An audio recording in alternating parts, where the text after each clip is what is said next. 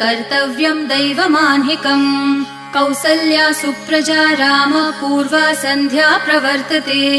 उत्तिष्ठ नरशार्दूल कर्तव्यं दैवमान्हिकम् उत्तिष्ठोत्तिष्ठ गोविन्द उत्तिष्ठ गरुडध्वज उत्तिष्ठ कमलाकान्त त्रैलोक्यं मङ्गलं कुरु